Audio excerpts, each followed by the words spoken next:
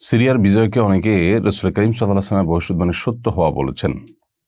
সিরিয়ার বিজয় সম্পর্কে কি রাসূল আকরাম সাল্লাল্লাহু আলাইহি ওয়াসাল্লাম আসলেই ভবিষ্যদ্বাণী করেছিলেন? মূলত নবী করিম সাল্লাল্লাহু আলাইহি ওয়াসাল্লামের অনেকগুলো হাদিস রয়েছে বৃহত্তর সিরিয়াকে কেন্দ্র করে, সেগুলো সবগুলোতেই মূলত শাম শব্দটি এসেছে।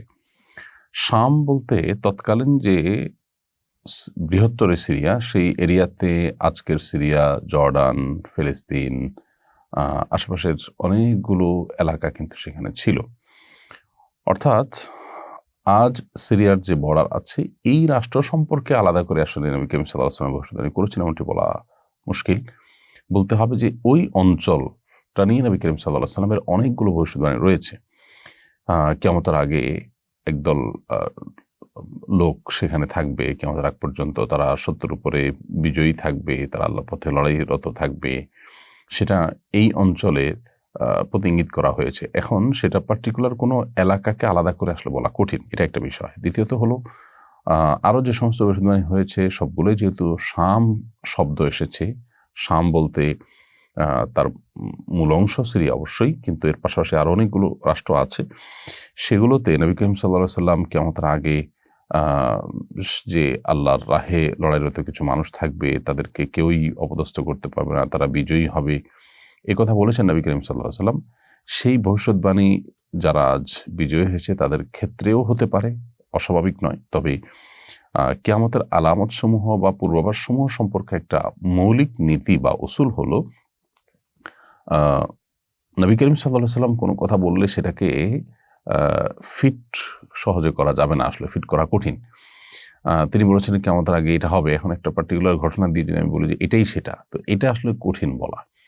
এটা তখনই বলা সম্ভব যখন সমস্ত উলামায়ে কেরাম অন্য সব আলামত, অন্য সমস্ত বিষয় আশয় বিবেচনা করে তারা যখন এটাকে সেই ঘটনা হিসাবেই ট্রিট করবেন বা চিহ্নিত করবেন। হ্যাঁ, ব্যক্তি হিসেবে মানুষ তো মতামত দিতেই পারে।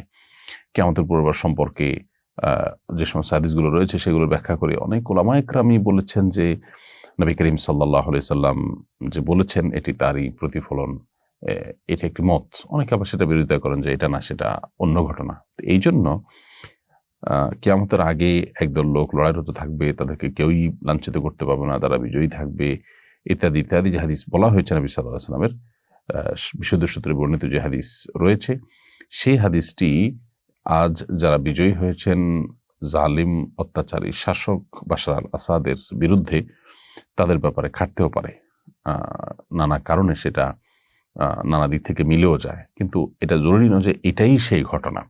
হতে পারে যে এটি অন্য 10টি ঘটনার মতো একটি আমাদের জন্য আনন্দদায়ক ঘটনা, তৃপ্তিদায়ক ঘটনা, মাজলুমদের জন্য সান্ত্বনার ঘটনা, শিক্ষা গ্রহণ করবার মতো ঘটনা, যার মধ্য দিয়ে প্রমাণ হলো আবারও জালিমের পতন হয়, সেটা দুদিন আগে হোক আর দুদিন পরে। 53 বছর বাশার আল আসাদ এবং তার বাবা হাফিজ আল আসাদের যে অপশাসন, যে জুলুম, মানব ইতিহাসের বর্বরতার সকল সীমা ছাড়িয়ে যাওয়া বা সকল সীমা প্রায় ছুঁয়ে ফেলা, এই বাপ বেটার যে অত্যাচারের 53 বছর, সেটিকে আল্লাহ রাব্বুল আলামিন যে অবসান ঘটিয়েছেন, এর মধ্য দিয়ে আবারও প্রমাণ হলো যে অন্ধকার কেটে যায়, একটু সময় লাগে।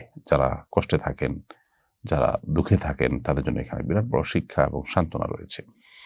আল্লাহ রাব্বুল আলামিন গোটা বিশ্বের মাজলুমদেরকে এভাবে রক্ষা করুন, আর জালিমদের পতন আল্লাহ তাআলা নিশ্চিত করুন, ত্বরান্বিত করুন।